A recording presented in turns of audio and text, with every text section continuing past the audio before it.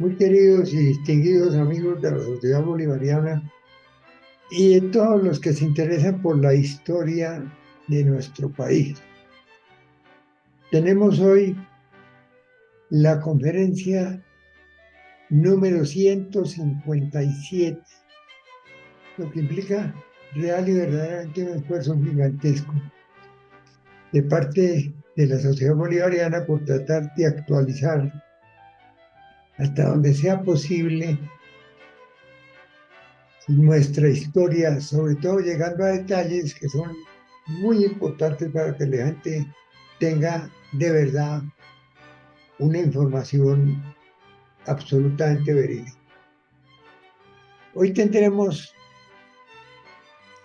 un tema sumamente importante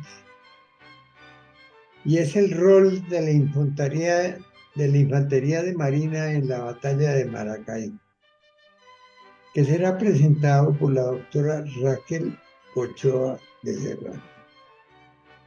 Esta honorable señora es una persona sumamente importante. Nosotros la vemos en conferencias prácticamente todo el tiempo. Tiene una información formidable, lo que indica que es una persona sumamente activa en la investigación, en la búsqueda de detalles de nuestra historia y sobre todo de hacer que nuestros héroes y nuestros grandes hombres en la historia aparezcan en una forma bien interesante. Lo propio hace con las mujeres. De manera que para nosotros es un gran honor tener hoy en la conferencia a doña Raquel Ochoa de Serrano, quien, nacida en la ciudad de Medellín, hija del mayor del ejército Jorge Ochoa Vélez y doña Rosa María Cobo Tono. Estudió en el Colegio de la Presentación de Cartagena y su bachillerato en el South Bend de Indiana. 5 años en la Escuela de Bellas Artes de Cartagena. Casada con el almirante de la Reserva Roberto Serrano Ávila.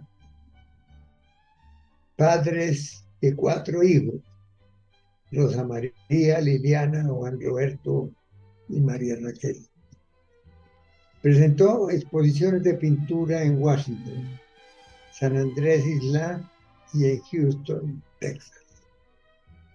Publicó el libro Añoranzas y Recuerdos y Nimiedades de los Cobo Tono, que fue editado en el año de 2008.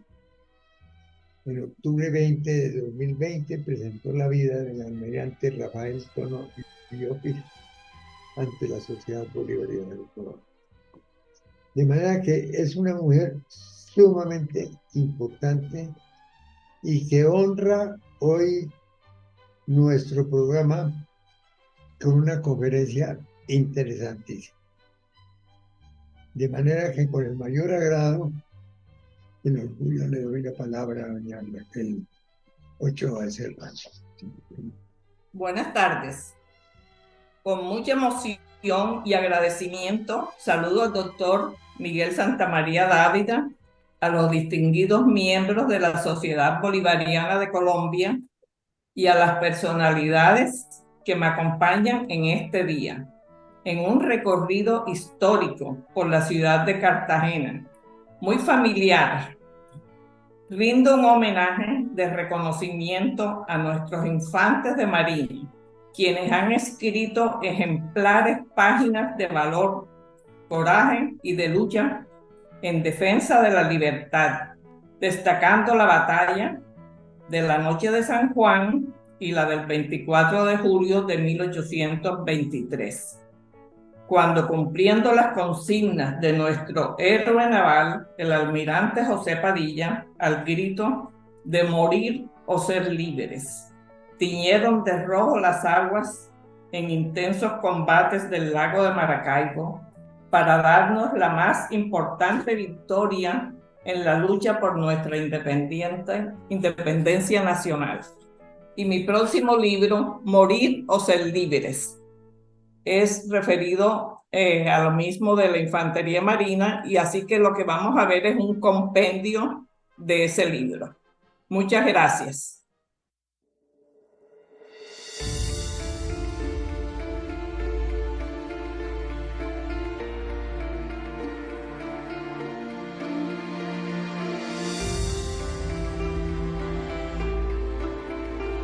Con gran entusiasmo y desbordante emoción, me uno a la celebración de tan importante y gloriosa efeméride, donde nuestra memoria está llena de numerosas actuaciones heroicas y de actos de valor ejecutados con el más marcado patriotismo por nuestros héroes navales, que con sobrado orgullo, bajo los acordes de nuestro himno nacional, a las 8 horas del día 24 de julio, con salvas de artillería y empavesado de las unidades de guerra, la Armada Nacional rinde tributo a los héroes navales que, liderados por nuestro máximo héroe naval, almirante José Prudencio Padilla, en la batalla del Golfo de Maracaibo, y en cumplimiento a la motivación de las consignas dadas por él. Colombianos, morir o ser libres, luchar sin tregua hasta derrotar por completo al enemigo, o morir en la refriega, cubrir con arena las cubiertas de los buques para no resbalar por el efecto de la sangre, armar hasta los cocineros y sirvientes. En lugar de confeccionar alimento alguno, estarán listos para el combate. Llevarán un lazo negro en el brazo izquierdo para distinguirse en la noche. Las tripulaciones de los buques con participación de la Infantería de Marina, embarcada a bordo de todas las unidades, armados de valor, de coraje y de un patriotismo sin límites, obtuvieron el triunfo en esta cruenta batalla que hoy celebramos después de 200 años. Estamos obligados todos a recordar la historia, como lo cita el licenciado Isidro Antonio Bellucci, descendiente del contraalmirante de la Gran Colombia, Renato Bellucci. A medida que transcurre el tiempo, las figuras que intervinieron en la gesta gloriosa de la emancipación asumen formas borrosas que se esfuman gradualmente en la memoria de las generaciones. Y así quedan poco menos que olvidados los nombres de tantos excelsos patriotas que derramaron su sangre y que ofrendaron su vida a la justa causa de la emancipación de estos pueblos. Rafael Tono Llopis, siendo oficial y gran dibujante de la Marina Española, a los 18 años arriba a Cartagena de Indias en 1794, donde establecen el centro de operaciones para una expedición científica destinada a la rectificación del Atlas Marítimo, comandada por el capitán de navío don Joaquín Francisco Fidalgo, geógrafo y marino español, quien como jefe de la división ejerció el mando interino del apostadero de Marina de Cartagena de Indias casi por 3 años. El barón Alexander von Humboldt fue uno de los redescubridores del continente americano en 1800. Dijo: lo más importante para mí en Cartagena de Indias fue la expedición de Fidalgo. Desde 1802 había órdenes de regreso para la expedición. No se hizo efectiva a causa de trabajos pendientes. La orden cambió a 1809, zarpando con el alférez Tono a Cádiz un año después, tras 18 años de trabajos científicos en América. Para mejorar este apostadero, se había adquirido la casa del Real Consulado de Comercio, establecido desde el 14 de junio de 1795 en la calle Sargento Mayor. Establecen una escuela de dibujo y otra de pilotaje y matemáticas. Se pone en marcha en 1810 con 2 excelentes pilotos de la expedición de Fidalgo. Se regía por sus reglamentos y normas de España para el libre comercio, la protección de sus tierras, de las autoridades de gobierno, su milicia y su familia. La casa fue propiedad del Estado español, luego es incautada por el gobierno republicano en 1821.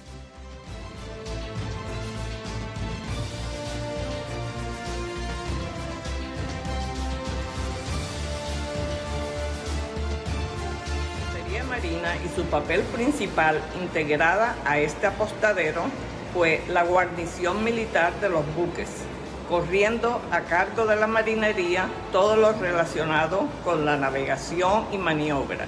La función a cargo de los infantes de marina era el combate, abordar embarcaciones, realizar operaciones anfibias y garantizar la seguridad de las naves.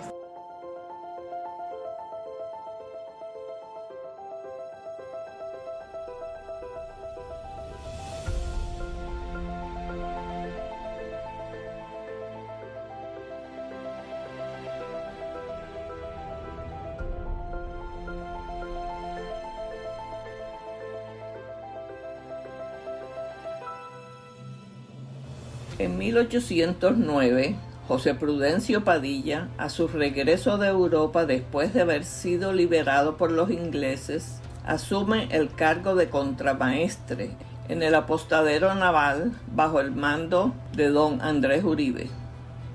1810. El 22 de mayo se conforma la Junta Autónoma de Gobierno de Cartagena.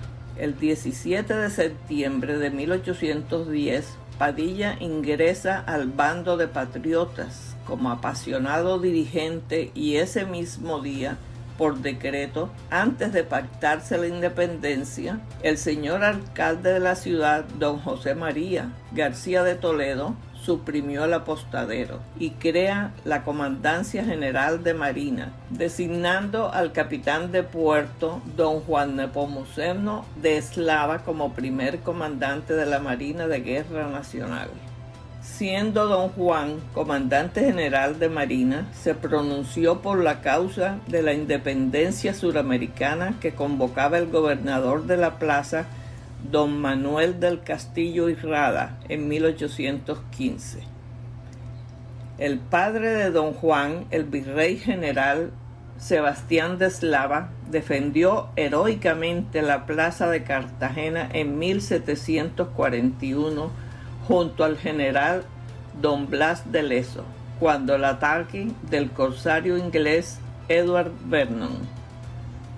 El historiador Enrique Marco Dorta escribe: los defensores de la ciudad no llegaban a 3,000, entre soldados, tropas regular, milicianos, indios flecheros y las tripulaciones e infantería marina de los buques. El 3 de enero de 1811 no se había alterado el pabellón. Era el del rey Fernando VII. Al arribar de nuevo a puerto de Cartagena de Indias, el alférez de fragata Rafael Tono es asignado a la Comandancia General y destinado al río Magdalena, así pasando por varias comisiones y acciones contra territorio español. Sostiene campañas permanentes, batiéndose en el mar y en el río. En unión al contramaestre José Padilla, comanda diferentes embarcaciones y una fuerza sutil que había de aumentarse y llegó a contar con 30 unidades de guerra.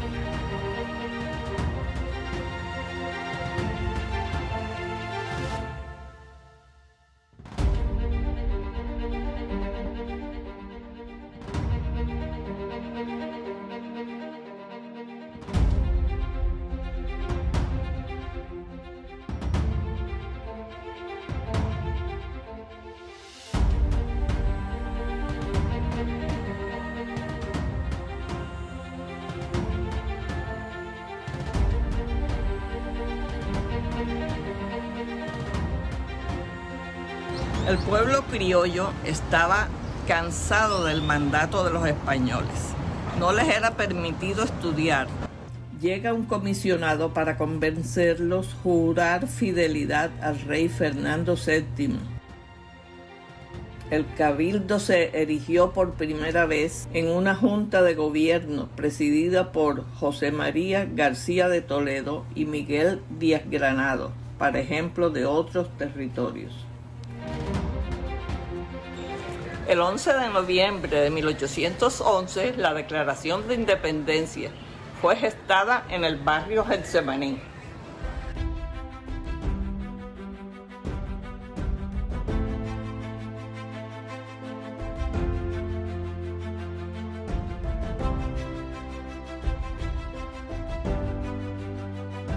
Por un grupo de cartageneros bajo el líder cubano Pedro Romero, sus hijos, su pariente el doctor Ignacio Muñoz, los hermanos Germán y Gabriel Gutiérrez de Piñeres. José Padilla, quien a su regreso al nuevo reino de Granada, en calidad de contramaestre, contribuyó eficazmente al movimiento popular y a la declaratoria absoluta de independencia de España en unión a los lanceros de Getsemaní, un destacamento de 100 hombres del regimiento fijo, pertenecientes al batallón patriota de la Marina y apostadero, quienes se unen al movimiento popular.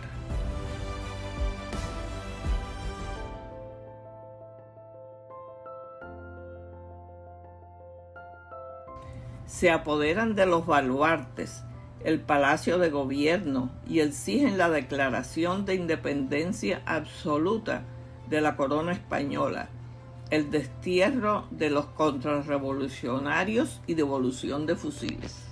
Así, los realistas presionados por el pueblo firman el célebre documento que convierte a Cartagena como el primer territorio libre del nuevo reino de Granada.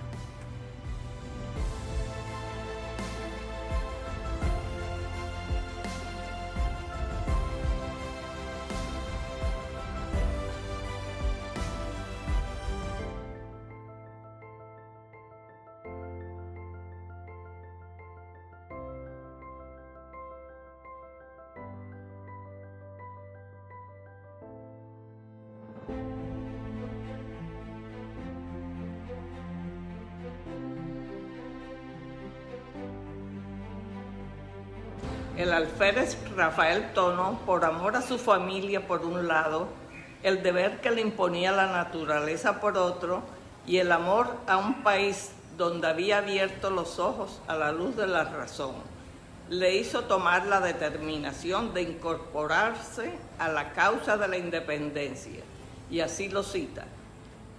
El 11 de noviembre del mismo año 11, se dio en esta plaza el grito de libertad e independencia, grito que procuré repetir por todos los puntos del Magdalena por donde transitaba con los buques de mi mando.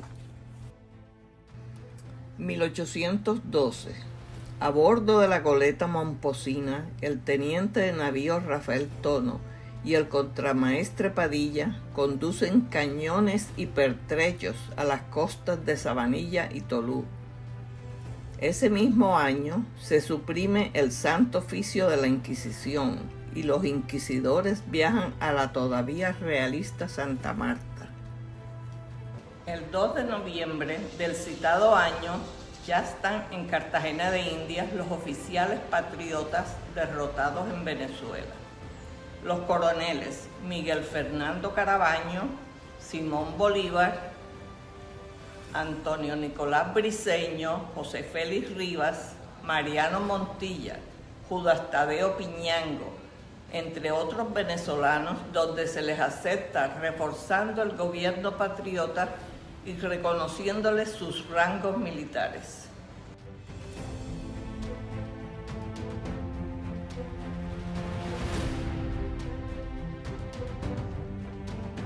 El 15 de diciembre, Bolívar, buscando apoyo para emprender la recuperación de su natal Venezuela, redacta la famosa Memoria a los ciudadanos de la Nueva Granada, o sea, el Manifiesto de Cartagena.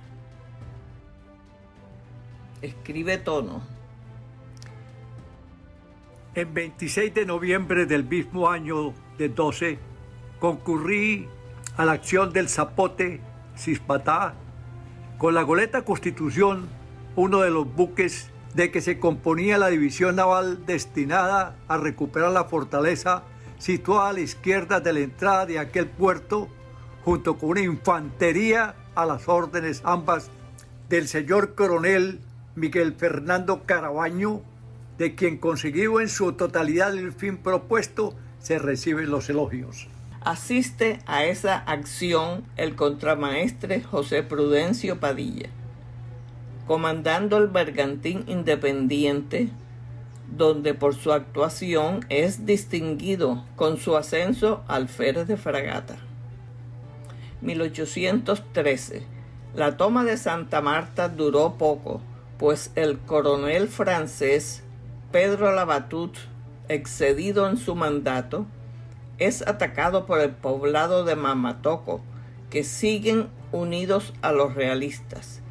Lo expulsan, salvándose Labatut solo porque aborda la corbeta Indagadora, comandada por Rafael Tono, dejando su tropa a su suerte. Por este motivo es apresado y desterrado. Los patriotas tratan de recuperar varias veces la realista Santa Marta. Caso imposible. Esta, Maracaibo y Puerto Cabello permanecen en manos realistas. El 15 de octubre de 1813, Tono es ascendido a capitán de fragata y nombrado mayor general.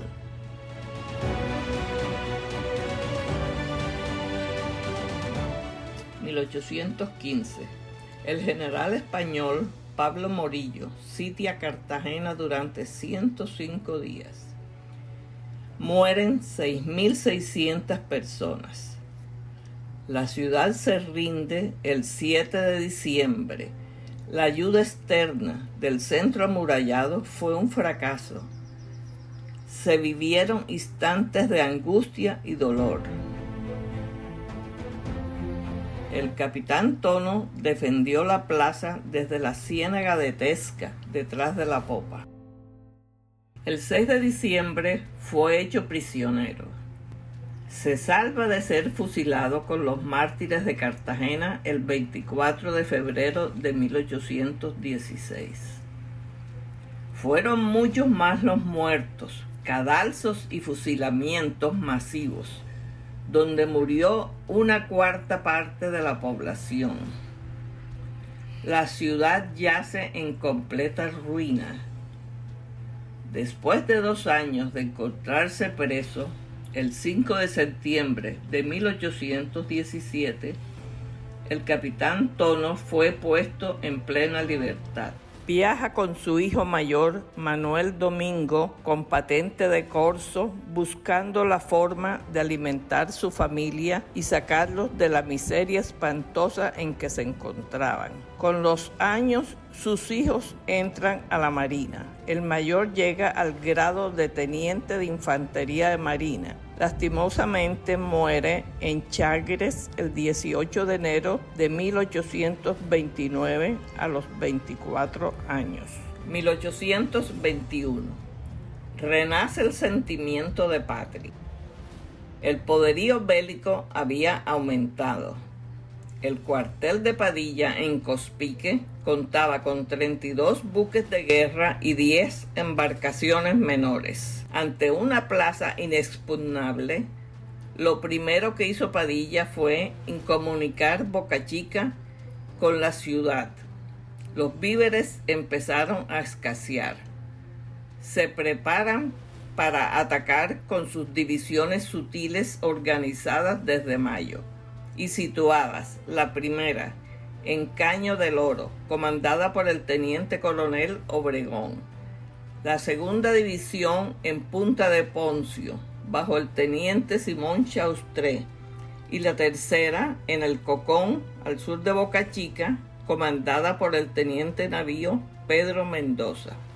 apoyadas todas de infantes de marina, cazadores del Alto Magdalena y la 5ª Compañía del Batallón Girardot.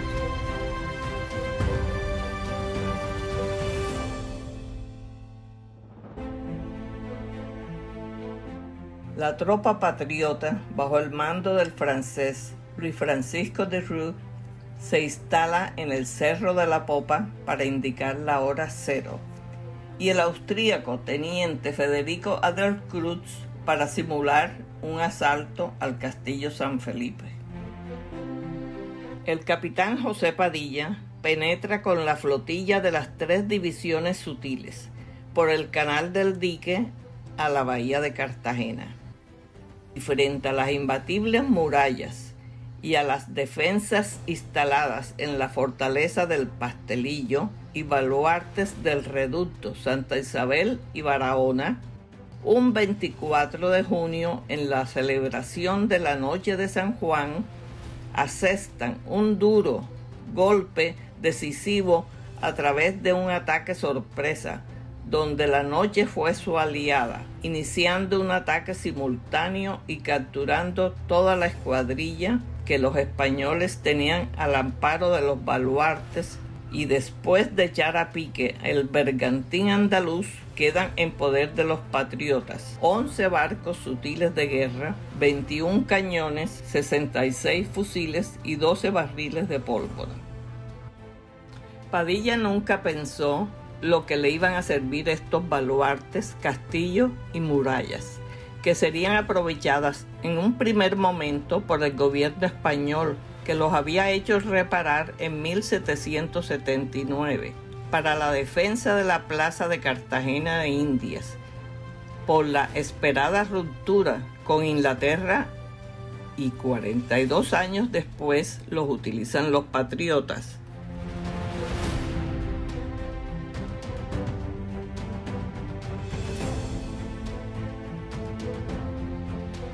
Los infantes de marina estaban entrenados para el abordaje, con instrucciones de permanecer sobre cubierta para un pronto ataque armado con sable, cuchillo, pistola o hacha para desguazar, o las armas más convenientes para agilizar. Después del éxito de la operación, el almirante Padilla envía el siguiente mensaje. Sí, compañeros, yo me congratulo de haber tenido el honor de mandaros. Esta es mi gloria y satisfacción. Ya os he dicho que es libre Cartagena, y ahí ya vamos a entrar triunfantes por medio de una capitulación acordada por el señor general, el jefe del ejército, con el gobernador español. No olvidéis que los que están en la plaza son vuestros hermanos y debéis tratarlos como tales. El 29 de agosto, a la 1:30 de la tarde, el alférez Iglesias se fuga en compañía del maestro carpintero Bernardo González por el istmo de Bocagrande, por haber sido delatado por su piloto español Manuel Suárez. Llega a Cospique, donde se hallaba establecido el cuartel general de Padilla. Es nombrado para ocupar diferentes cargos. Fueron grandes amigos, y para la futura operación del Zulia, el almirante José Padilla lo nombra su ayudante general. La organización militar de la Infantería de Marina, en su primera etapa, se enmarca en la jurisdicción del Tercer Departamento de Marina, creado el 14 de junio de 1821, que comprendía las costas del río Haya, Santa Marta, Cartagena y costas del Atrato hasta el escudo de Veraguas, según la disposición del Congreso de Cúcuta de 1821. ¡Avío! ¡Al trote! ¡Avío! ¡Al trote! ¡Avío! ¡Mar! ¡Colombia! ¡Ir! ¡Luz! ¡3, 4! ¡3, 2! ¡3, 4!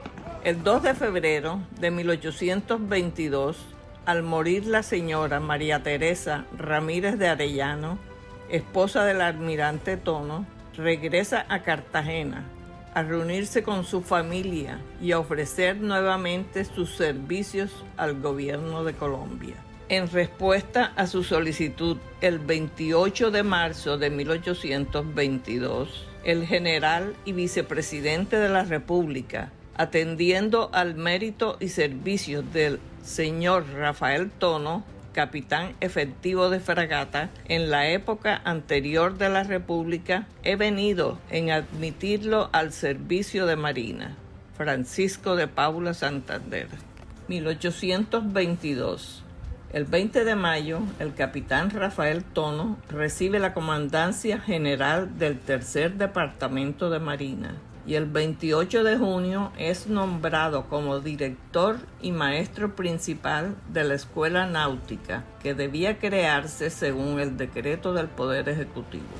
Ese mismo año, el 22 de julio de 1822, el vicepresidente general Francisco de Paula Santander decreta la creación de un batallón de infantería marina, una fuerza análoga a la del ejército, mas con el fin de cubrir la necesidad de una fuerza naval de proyección terrestre, donde los infantes eran transportados en los barcos de guerra y usados como fuerza de choque para abordar en alta mar los navíos enemigos o para efectuar desembarcos durante sus acciones en tierra.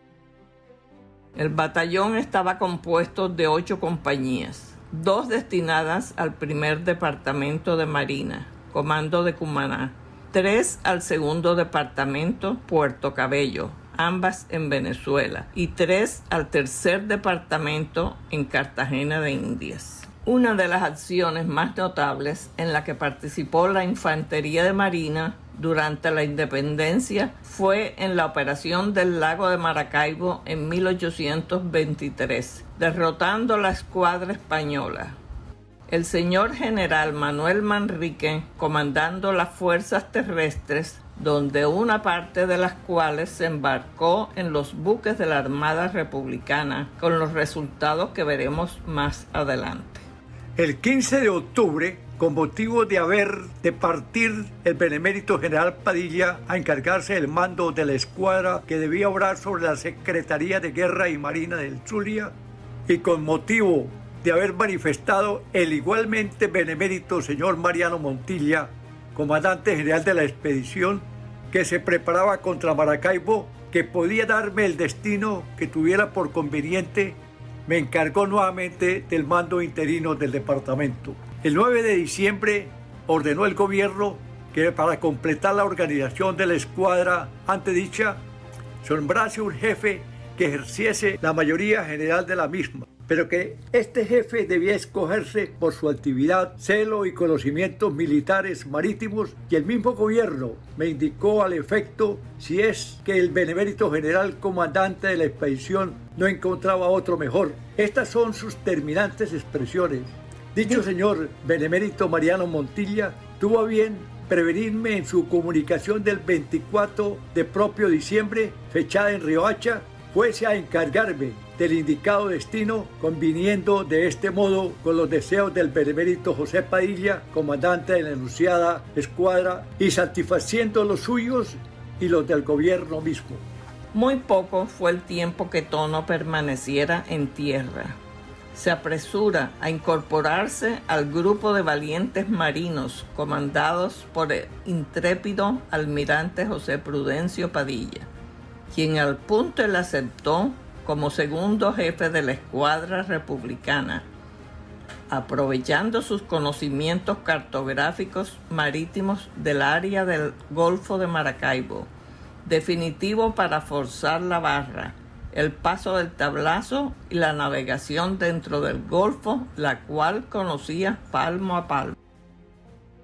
Antecedentes de la batalla. Después del éxito de la batalla de Garabulla, Venezuela, el 13 de noviembre de 1822, y con la ciudad de Puerto Cabello, que continuaba en manos españolas, el dominio del capitán general brigadier Francisco Tomás Morales sobre Maracaibo parecía asegurado, y no solo pretendía por todos los medios ampliar las costas, sino someter la Nueva Granada al rey. Sus operaciones militares se lo hacían creer. Morales también tomó parte en el asedio a Cartagena de Indias con el general que la acabó, el español Pablo Morillo, en 1815. Nuestro historiador don Eduardo Lemaitre escribe: perder una plaza, Maracaibo, tan importante y toda su zona, cuyo jefe era nadie menos que el sanguinario Morales, alarmó a todos los colombianos y con el objeto de someterlo, el vicepresidente Santander ordenó que 3 columnas por tierra y una por mar se movilizaran hacia Maracaibo.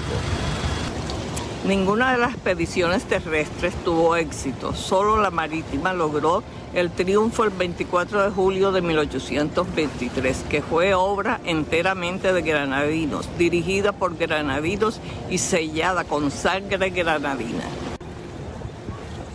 El 21 de marzo, Padilla, con el carácter de comandante general del Tercer Departamento de Marina y de la Escuadra de Operaciones sobre el Zulia, zarpan hacia los taques en la fragata Constitución, a encontrarse con los buques que faltaban ahí por reunirse y aprestarse para la campaña, arribando el día 30 al puerto de su destino.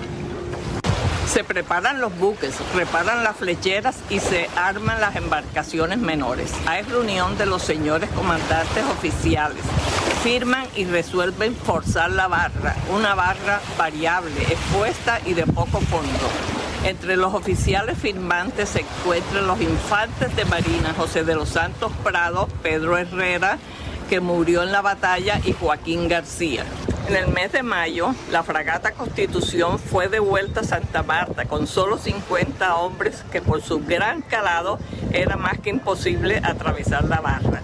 Así que desde la Plana Mayor y todo su personal debió ser transportado al bergantín Independiente, comandado por el capitán de navío Renato Bellucci, oficial de origen francés, nacido en New Orleans, desde 1816 a órdenes del Libertador y de la Nueva Granada.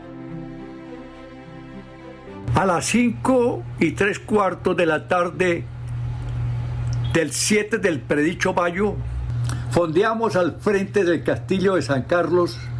A las 2:30 del siguiente 8, pusimos por obra nuestro intento. Vencimos en efecto los obstáculos del bajo fondo, por el cual iban tocando las embarcaciones mayores, sin embargo, de haberlas preparado, como dejo dicho. Y forzamos al fin el paso del castillo en medio de 328 tiros que descargaron sobre nosotros, sin más desgracia que la pérdida del bergantín Gran Bolívar y un oficial de la goleta espartana. Una vez a la parte de adentro del castillo, tratamos de emprender el paso del Tablazo, que es un prolongado bajo fondo del cual habían quitado sus balizas los enemigos y el que nos obligó a sacar los cañones todos de los bergantines Marte e Independiente, cuya maniobra no obstante estuvieron a pique de sofrorar en la bajamar. Estas circunstancias no fueron demasiado aflictivas, y si durante ellas nos hubiera atacado los enemigos que a toda prisa armaban cuantos buques mercantes tenían en el puerto, nuestra suerte y la de Colombia hubiera sido harto desgraciada, pero felizmente retardaron su ataque el tiempo necesario a que saliésemos de aquel riesgo inminente y artillásemos nuestros buques mayores. Desde el 9 estuvimos trabajando para pasar al otro lado del Tablazo con una constancia ejemplar, y hasta el 14 no conseguimos nuestro intento, quedando así al instante mismo el Marte e Independiente en el mejor estado militar y marinero. Durante nuestra crítica situación habíanse avanzado algunos de los grandes flecheros enemigos a observar seguramente nuestras operaciones, pero a las 2:03 de la tarde del 14 citado se presentaron por las inmediaciones de Punta de Palma 11 embarcaciones enemigas, y a las 3:03 seguimos sobre ellas, pero huyeron hasta fondear en Maracaibo, a cuyo frente lo ejecutamos también a las 6:03.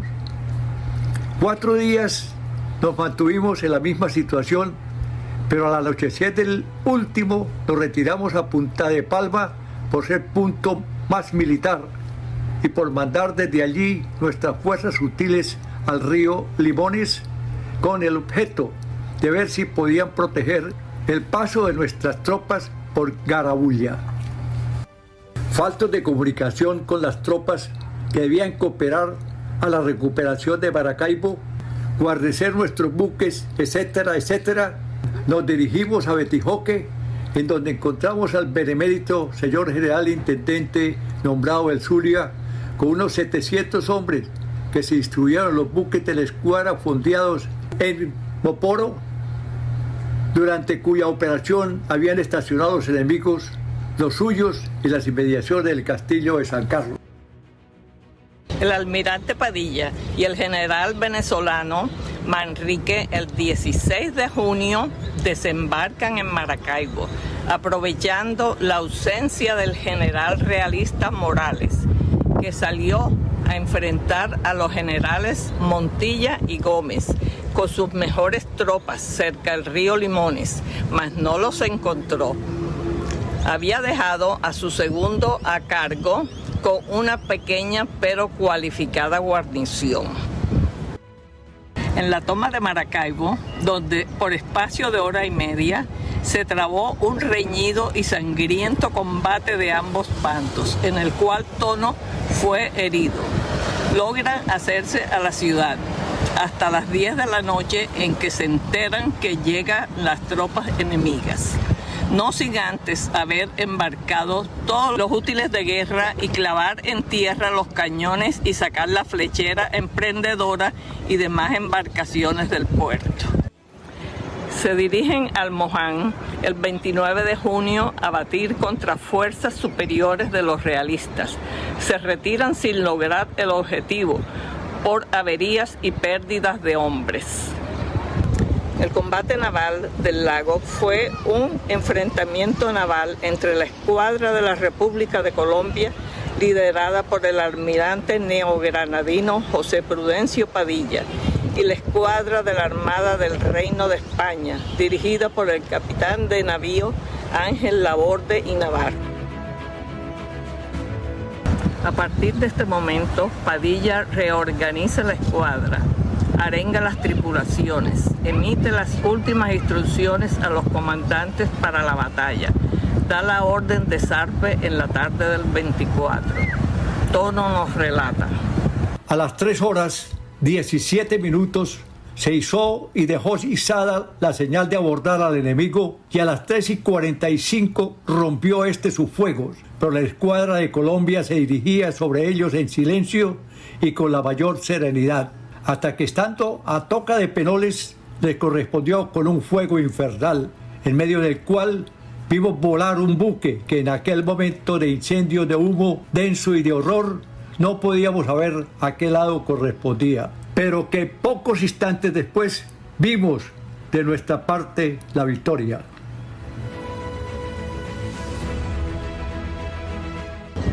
Consumado el desastre realista, el capitán de navío, segundo jefe de la escuadra española, Laborde, al amparo de la noche, logra escabullirse a bordo de la fragata Constitución para llegar al castillo de San Carlos y partir de ahí a Cuba, dejando que Morales se las arregle como pueda. Más tarde, se acusan el uno al otro de la derrota que permitió ese día para Colombia uno de los más gloriosos de los anales militares, la liberación de medio continente, con la cual quedó asegurada para siempre la libertad donde se selló la independencia. Concluida esta arriesgada comisión, se dirigen a Cartagena, arribando el 4 de octubre de 1823, lugar donde fueron recibidos en medio de júbilos y de la mayor alegría.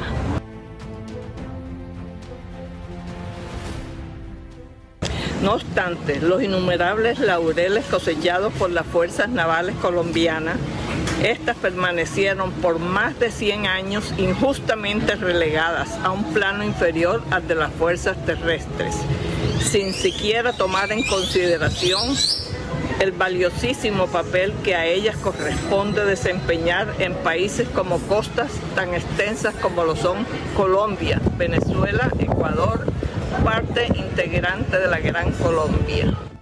Es de poco tiempo para acá que se ha venido a reconocer esta realidad incontrovertible, pues a raíz de la memorable batalla del lago Maracaibo, el general Manuel Manrique, que había reemplazado al ilustre marino general Lino de Clemente y Palacio en los importantes destinos de comandante general del Zulia, y acostumbrado a ganar sus innumerables batallas terrestres, y fue recogido con su tropa y embarcado por el capitán Tono en Moporo, demeritando al marino de Riohacha, quiso hacer suyas las glorias alcanzadas, como le escribe el 27 de agosto de 1823.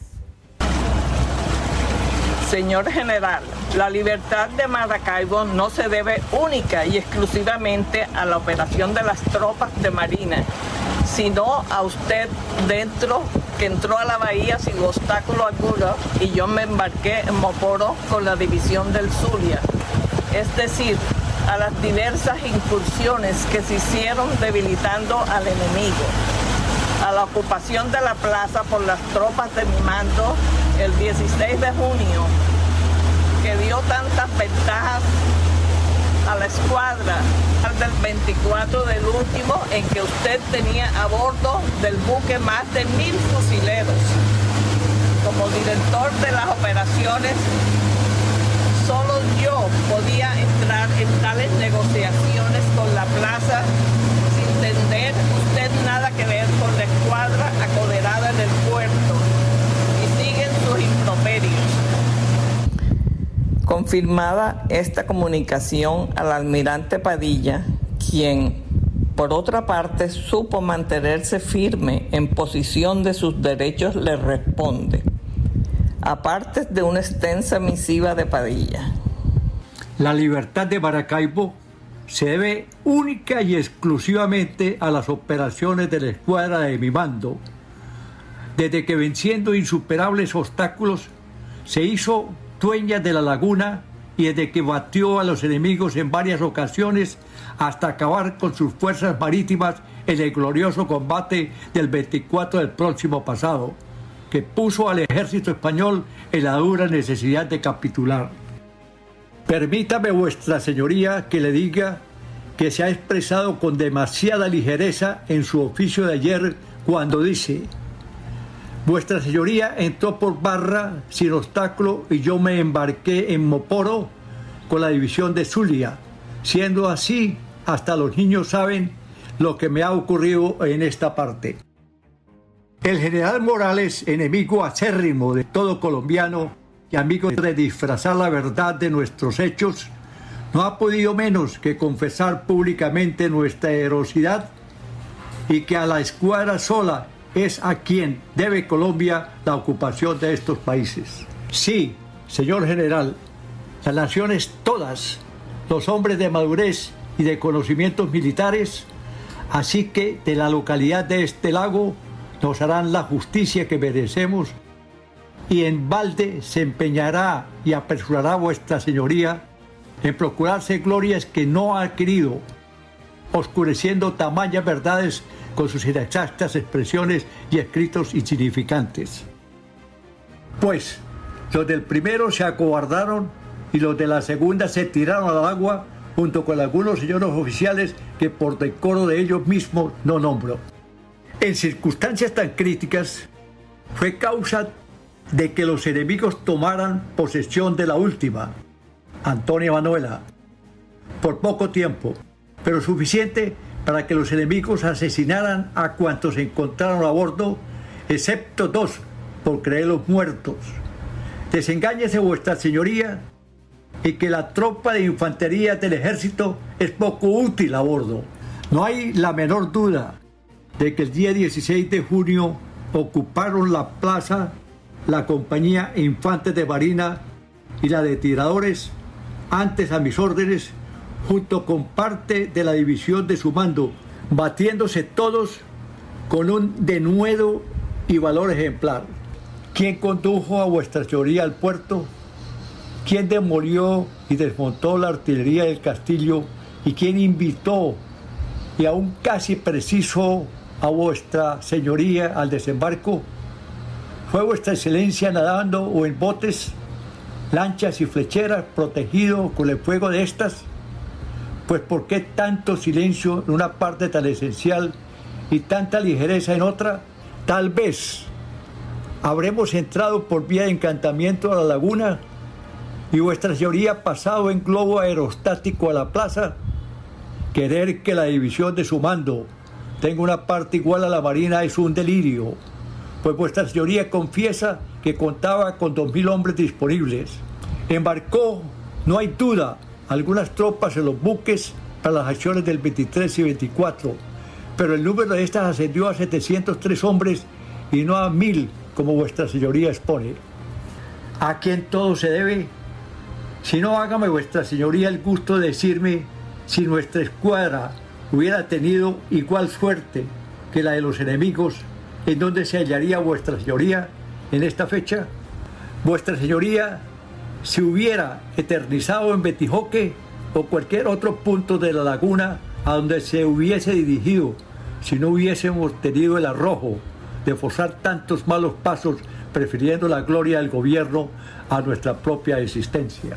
No es de extrañar en las tropas terrestres, no acostumbradas al constante bamboleo de los buques y mucho menos a navegar sobre cubierta bajo los fuegos del adversario. De ahí surge la necesidad imperiosa de adiestrar cuerpos de infantería marina, que sí suelen prestar valiosísimos servicios en tales casos. El autor. Manrique se enferma a los pocos meses y muere en noviembre de 1823. El 2 de enero de 1824 se le encarga a Rafael Tono la comandancia del tercer departamento, hasta el 8 de marzo que vuelve el general Padilla. El 29 del mismo mes se abrió la escuela náutica y se da principio a la instrucción a que estaba dedicada. Tono vuelve a recibir la comandancia del tercer departamento el 1 de octubre, sin perjuicio de atender la escuela náutica. En diciembre se gradúa la primera promoción de oficiales, bajo la dirección del capitán de navío Rafael Tono, y como inspector y primer maestro el alférez de navío Pedro María Iglesias. Entre la comandancia de Marina y la comandancia del departamento militar había una vinculación que generó constantes tensiones, pues se disputaban el mando de los infantes de Marina en momentos y necesidades específicas, sin haber procedido por el conducto correspondiente. Para poner fin a las querellas entre autoridades, se reconoció a través de la resolución de 10 de enero de 1824 que los individuos que estuviesen sirviendo en las compañías de infantería del departamento y que anteriormente pertenecieron al cuerpo de húsares continuasen al servicio de la Marina o a su antiguo cuerpo. El capitán Tono estaba absorto ante la resolución de la Comandancia General, pues consideraba que la infantería marina no estaba condenada a vivir a bordo sin tener sus cuarteles en tierra, lo cual significaba la pérdida de autoridad sobre las compañías. Vuelve a ser apostadero. 1826.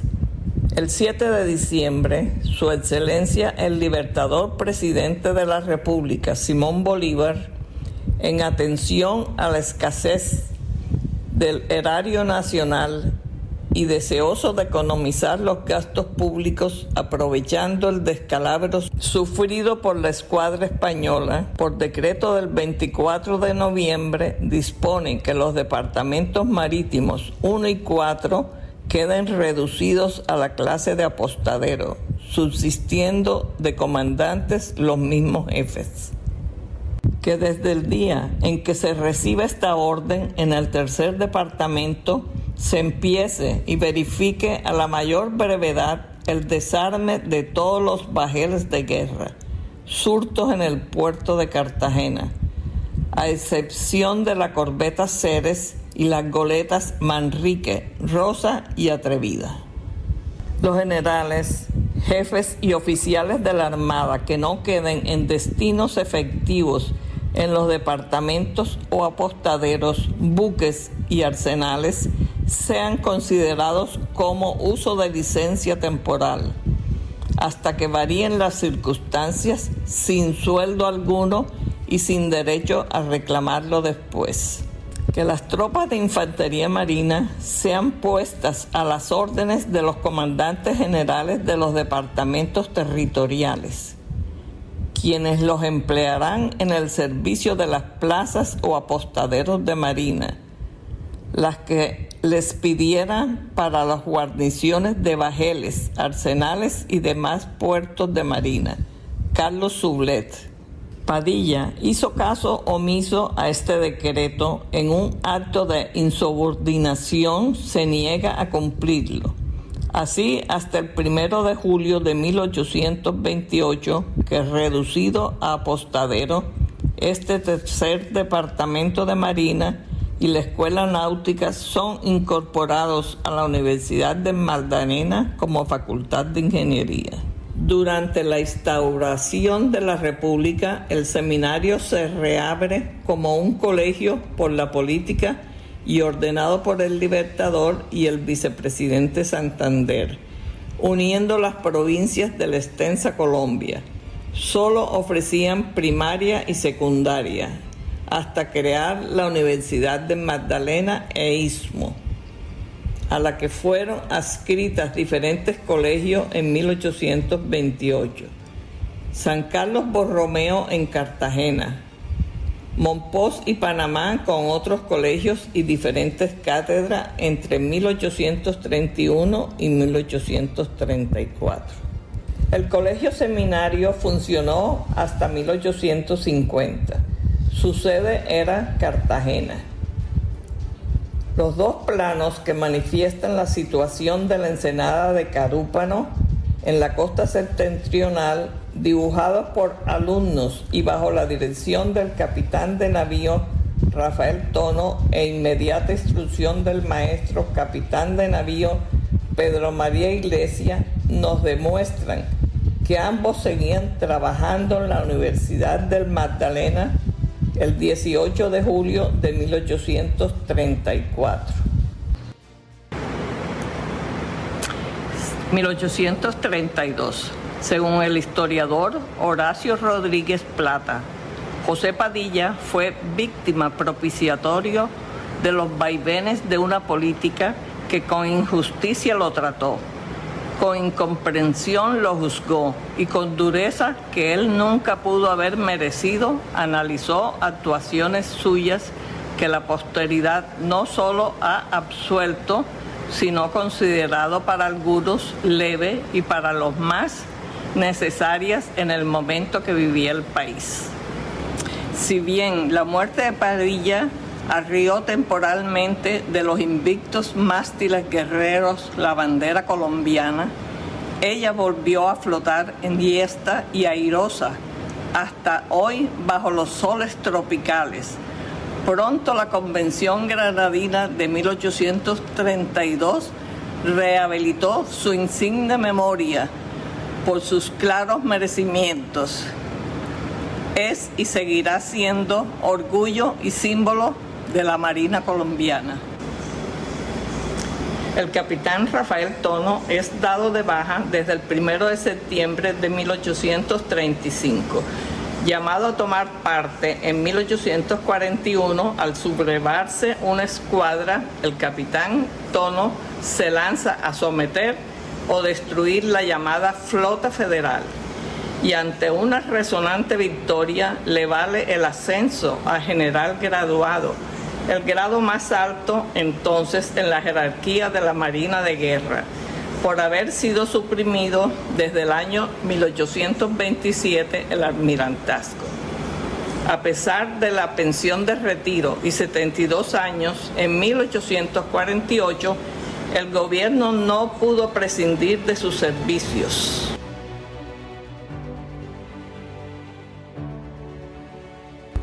Además, en el año 1854, el presidente de la República, don Rafael Núñez, lo llama a servicio activo para encargarse de la Tercera Brigada y la Segunda División del Ejército de la Costa, Istmo y Monpós.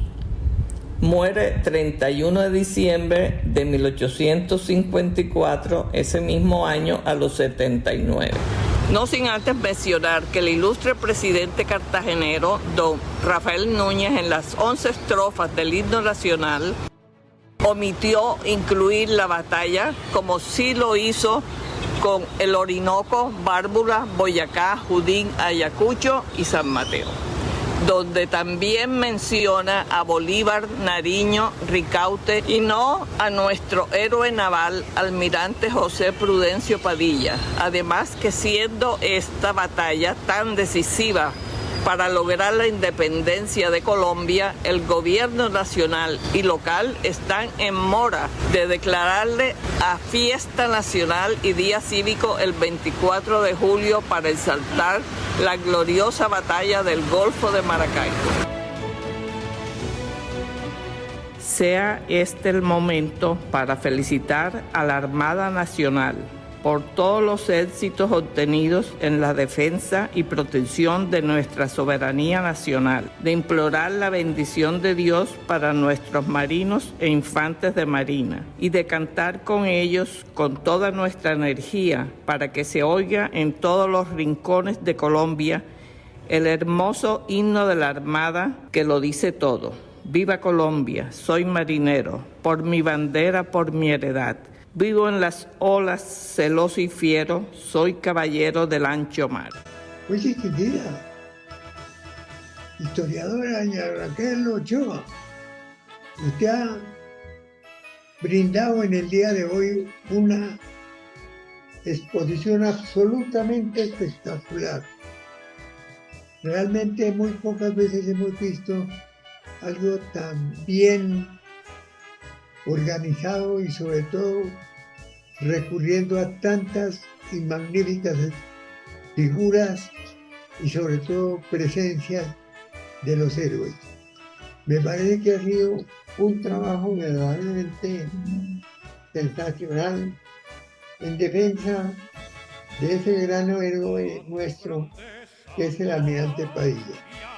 De manera que la felicito de todo corazón y vamos a hacer una edición muy especial de esta su extraordinaria presentación, que se le agradezco de todo corazón. Y le agradezco también al almirante Luis Carlos Jaramillo por haberme conectado con usted y sobre todo habernos permitido hacer esta presentación que es verdaderamente extraordinaria. Muchas gracias. Ahora invito a los distinguidos amigos. Venga, a ver, ahora que me hagan las preguntas, entonces. Ya está. ¿Yo puedo hablar? No. ¿Ya?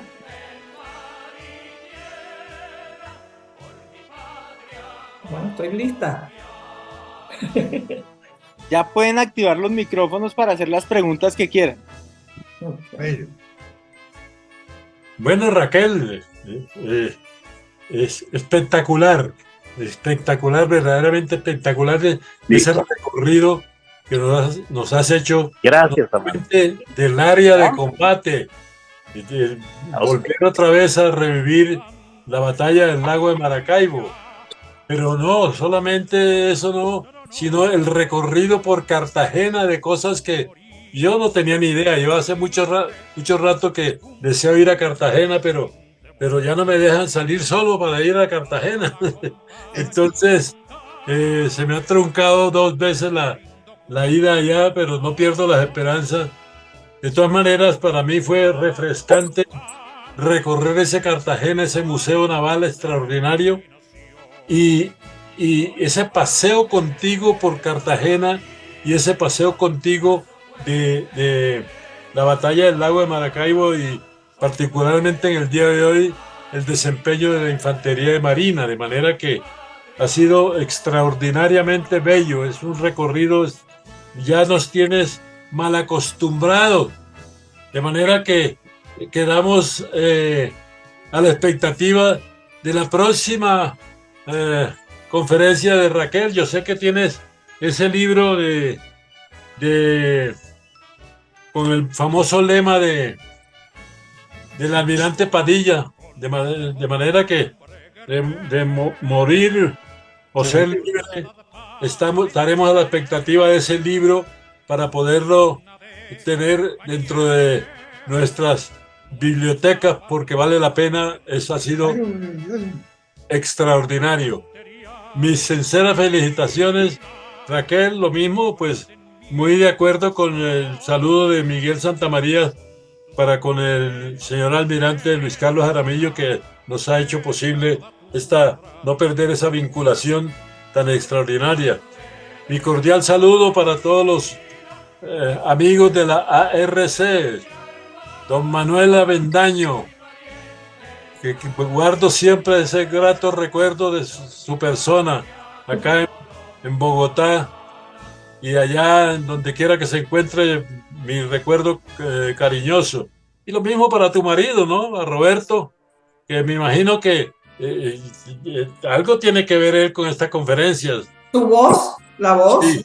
No solamente la voz, sino que el acompañamiento. Mucha consulta. Eso, Sí. perfecto. De manera que te felicito, Raquel. Ha sido una tarde extraordinaria, y quedamos citados pues para morir o ser libres. Muchas gracias. Claro. ¿Quién más quiere decir algo con él? Gracias, Juan, muy amable Adelante. por reconocerme aquí en pantalla, que hace más de 20 y pico de años que no nos encontramos.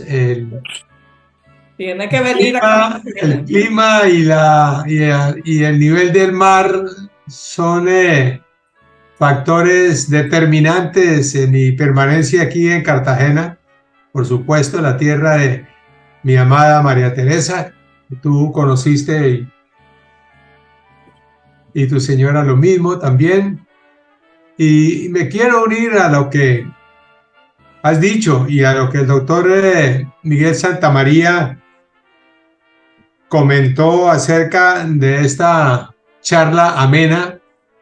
Yo la oí aquí en Cartagena en una presentación que hizo Raquel ya hace como unos 4 meses tal vez, en una casa espectacular que era la antigua Casa España. El tema seguirá siendo por muchos años más un tema interesante, un tema de seguir explorando, porque a raíz de esa heroica acción se cometieron muchos errores en el manejo político y en la consideración a la gente que dio su vida por la independencia de Colombia y los países vecinos. Yo siempre he dicho que Bolívar no puede estar tranquilo donde esté, llevando a sus espaldas la carga de haber autorizado o concebido o por lo menos aprobado el fusilamiento del almirante Padilla. No me cabe en la cabeza todavía cómo en un momento tan rápido entre las glorias de Padilla y de toda lo que es la independencia nuestra y el momento del fusilamiento de Padilla. Pero bueno, la vida trae una serie de circunstancias y una serie también de sentimientos en las personas que desafortunadamente en el siglo XXI todavía las tenemos rencillas por el ego, rencillas por la envidia, y todavía sigue siendo vigente esos estados de ánimo. Raquel, se ve muy bien toda la filmación de Cartagena. Hay unos espacios espectaculares ahí en Getsemaní, en el centro amurallado. Y como te dije hace un par de meses, cuando vimos la conferencia en Cartagena, lo importante y lo interesante y sobre todo el esfuerzo que hiciste tú y la gente que te acompañó en lograr esta filmación, que es una formación impecable, como decía don Miguel Santamaría, que a propósito, don Miguel Santamaría, ¿cómo le parece que usted presentó mi nombre para contraalmirante y alcancé a llegar a almirante de la mano suya ahí en el Congreso?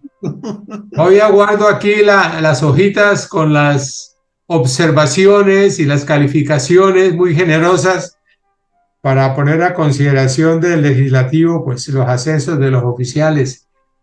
Por suerte me tocó un cachaco paisano, entonces las cosas salieron bien, don Miguel. Muy bien. Raquel, nuevamente felicitaciones. Muchas gracias. Felicitaciones. El tema de la infantería marina hay que seguirla trabajando. Ya saldrá mi libro y ese existe con muchas cosas diferentes. Este es un compendio apenas. Porque hay un hecho histórico que la primera vez que se toca el himno nacional y se canta el himno nacional en las islas de San Andrés y Providencia, la hace la infantería marina en los años de la Segunda Guerra Mundial.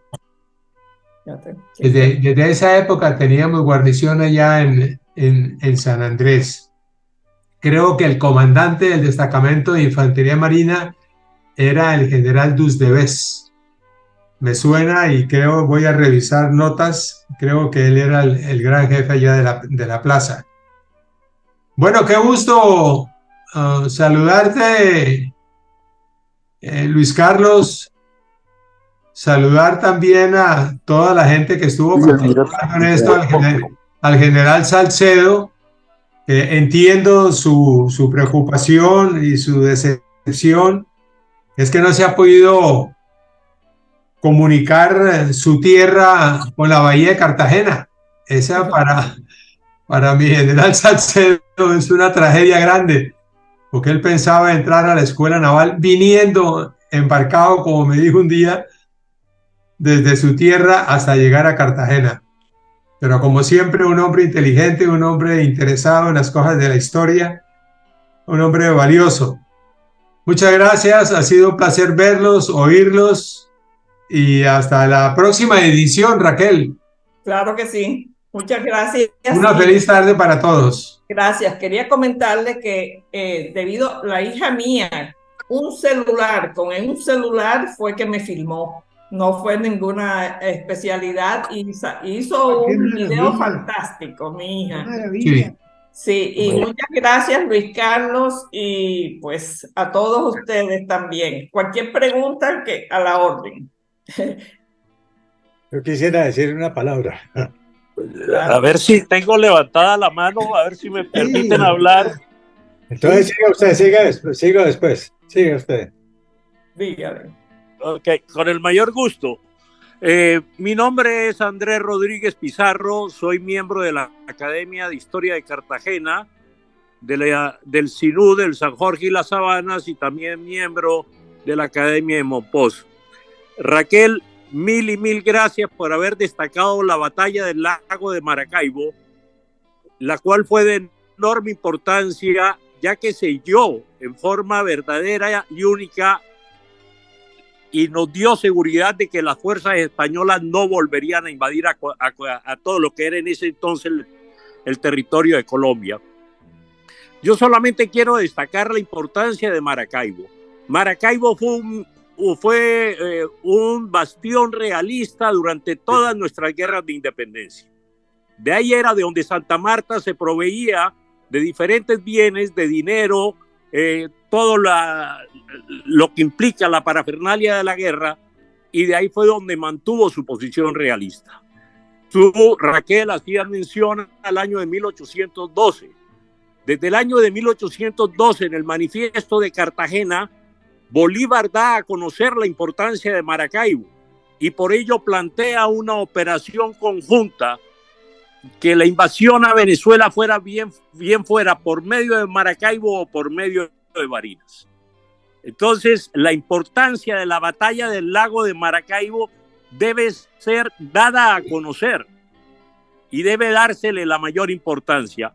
Eso es todo, Raquel. Felicitaciones, mil gracias por la invitación, mil gracias por permitir mi presencia en esta audiencia. Bueno. Saludes para todos.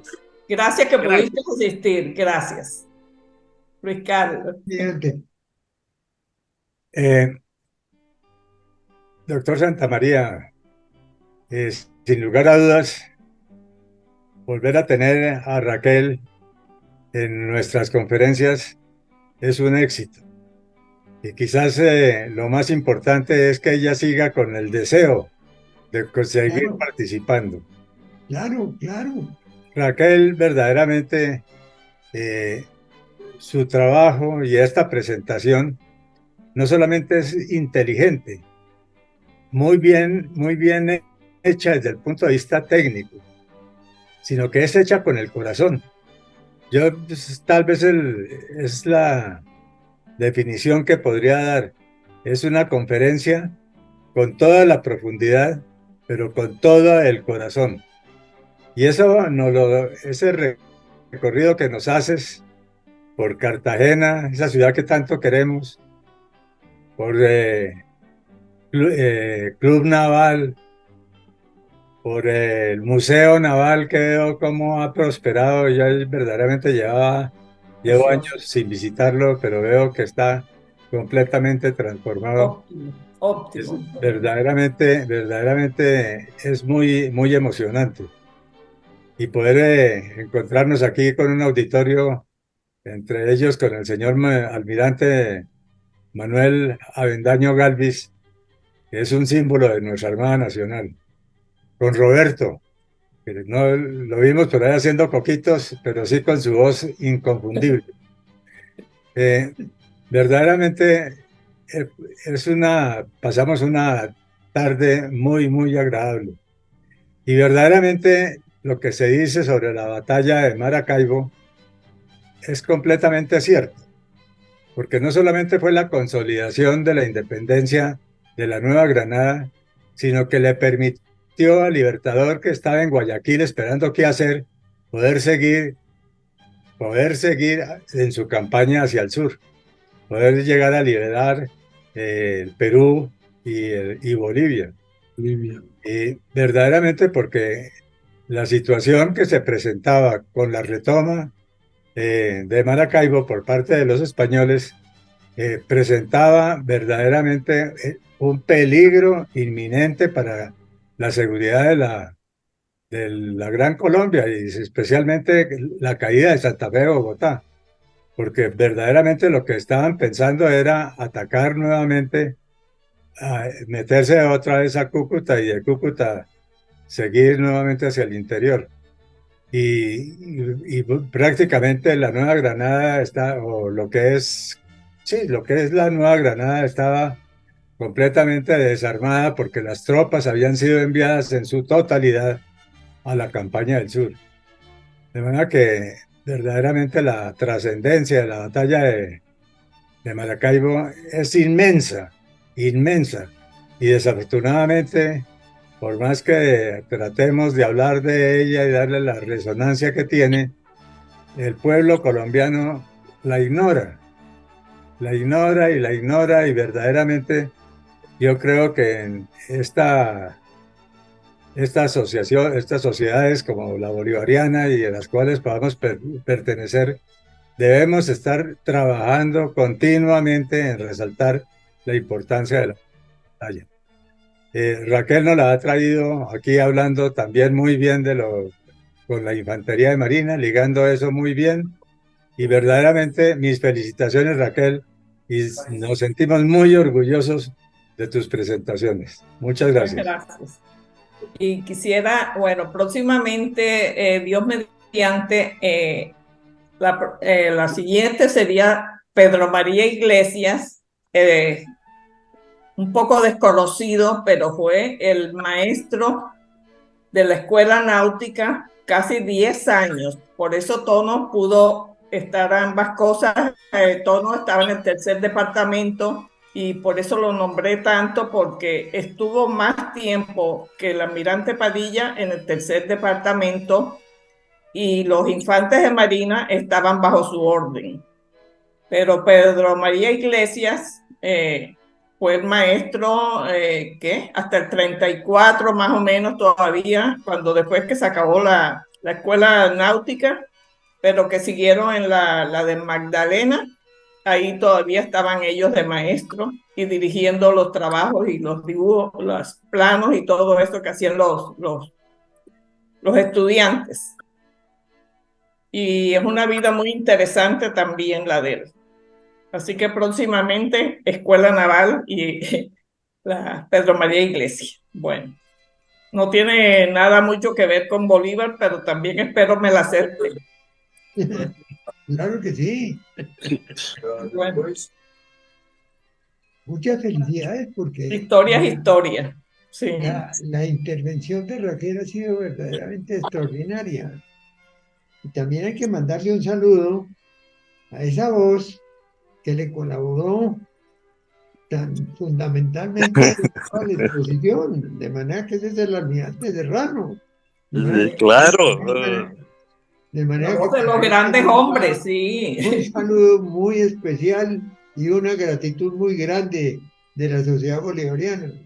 Muchas gracias. Voy a vincular naturalmente un poco más y a pedirles que no se nos alejen de estos micrófonos que son importantísimos para el país, que vaya conociendo cosas que no aparecen todos los días y que son fundamentales en nuestra historia, como bien decía el almirante Jaramillo. Que muchas gracias. ¿Quién otro quiere decir?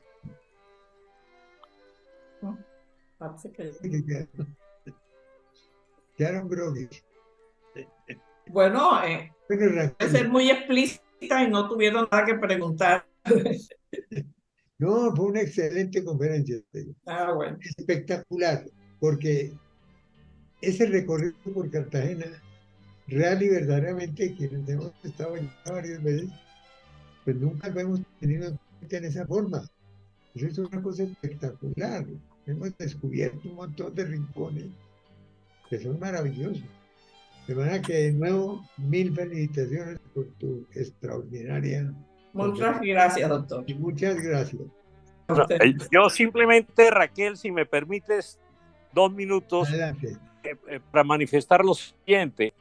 En la batalla de la Bahía Cispatá, donde se toma el fuerte del Zapote, esa es de una importancia inaudita.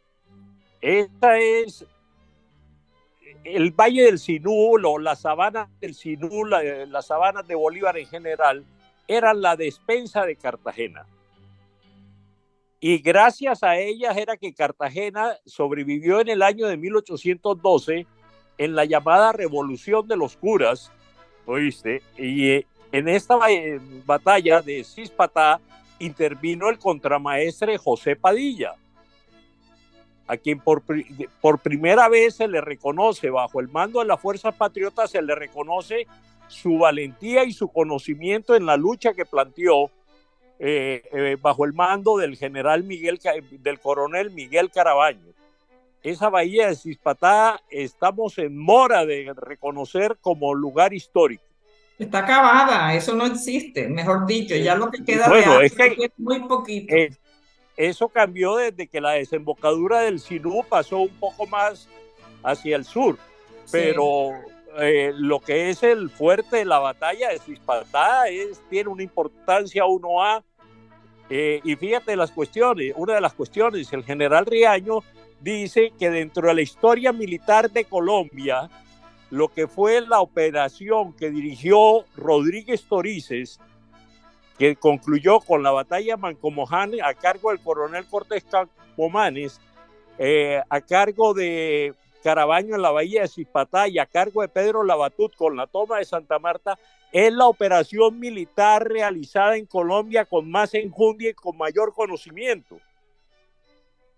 De ahí hasta surge la campaña admirable que concluye con la toma de Caracas el 6 de agosto. Eso era todo, Raquel. Y mil gracias. Gracias a ti. Gracias, Andrés. Pero le agradecería mucho que nos haga una conferencia sobre eso. Haga una conferencia de Rodríguez Torices. Claro. Maravillosa. Eso se tiene que conocer.